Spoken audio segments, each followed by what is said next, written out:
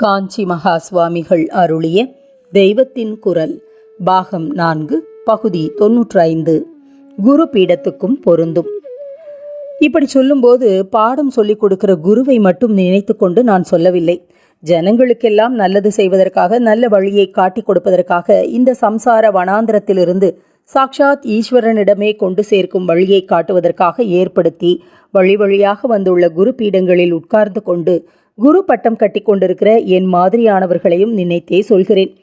சிஷ்யர்கள் நல்ல சிஷ்யர்களாக, அதாவது அவர்களுக்கு ஏற்பட்ட சாஸ்திர கட்டுப்பாடுகளை வழுவாமல் பின்பற்றுபவர்களாக இருந்தால்தான் நாங்களும் அவர்களுடைய ஆதரவையும் மரியாதையையும் பெறும் விதத்தில் எங்களுக்காக ஏற்பட்ட அதைவிட கடுமையான சாஸ்திர கட்டுப்பாடுகளை பூர்ணமாக அனுசரித்து நல்ல ஒழுக்கத்தோடும் ஆச்சார அனுஷ்டானத்துடனும் இருப்போம்.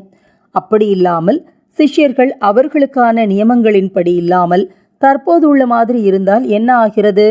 இந்த சிஷ்யர்கள் சந்நியாசியான ஒரு குரு அவனுக்கென்று போட்டிருக்கிற ரூல்களை பின்பற்ற முயல்வதையே பெரிசாக புகழ்கிறார்கள்.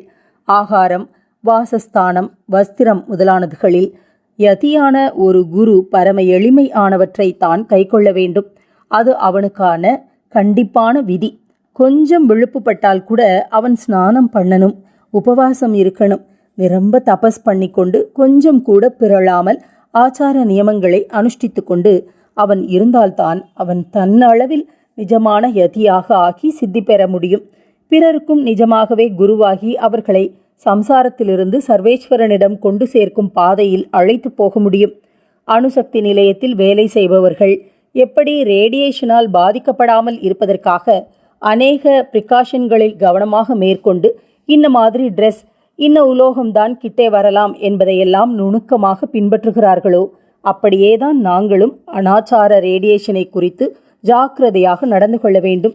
அட்டாமிக் ரியாக்டரில் வேலை செய்கிறவன் அந்த ரூல்களின்படி செய்யாவிட்டால் கெடுதல், அவனுக்கும் கெடுதல், ரியாக்டருக்கும் ஹானி ஏற்பட்டு ரியாக்டரால் பயன்பெற வேண்டியவர்களும் பயன்பெற முடியாமல் போகும். அதனால் அவன் ரூல் படி செய்யாவிட்டால்தான் அவன் மேல் ஆக்ஷன் எடுத்து தண்டிப்பார்களே ஒழிய, ரூல் படி பண்ணினால் அதற்காக யாரும் மெச்சி பாராட்டு விழா நடத்துவதில்லை. இப்படியே நாங்கள் எங்களுக்கான யதி தர்மங்களை கொஞ்சம் விட்டால் கூட அதற்காக எங்களை கண்டிக்க வேண்டுமே தவிர பின்பற்றினால் அதற்காக ஸ்தோத்திரம் செய்ய வேண்டியதில்லை. பூர்ணமாக பின்பற்றுகிறோமா, பின்பற்ற முடியுமா என்றே கவலையாகத்தான் இருக்கிறது. இந்த லட்சணத்திலேயே ஐயோ, எத்தனை விரதம், எவ்வளவு நியமம், எப்படி நமக்காக தம்மையே தண்டித்துக் கொள்கிறார், என்ன தியாகம் என்றெல்லாம் ஸ்தோத்திரம் செய்தீர்களானால் நாளாவட்டத்தில் அது மண்டைக்குள் ஊறி இப்போது அரைக்குறையாக பின்பற்றும் நியமங்களையும் மேலும் கொஞ்சம் கொஞ்சமாக விட்டு கொண்டு போனால் என்ன என்று தோன்ற ஆரம்பித்து விடலாம். அதோடு மடமும் போச்சு, அதனால் லோகம் பெற வேண்டிய அத்தனை நல்லதும் போச்சு என்று ஆகிவிடும்.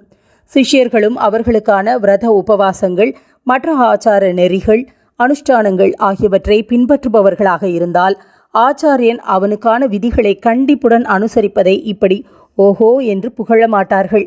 அதனால் அவனுக்கு தலைக்கணம் ஏறுவது அல்லது அவன் நியமங்களை குறைத்து கொள்வது போன்ற ஆபத்துகளுக்கும் இடமில்லாமல் போகும். இப்படி பரம சிஷ்டர்களான சில சிஷ்யர்களாவது நமக்கு கிடைக்க வேண்டும்.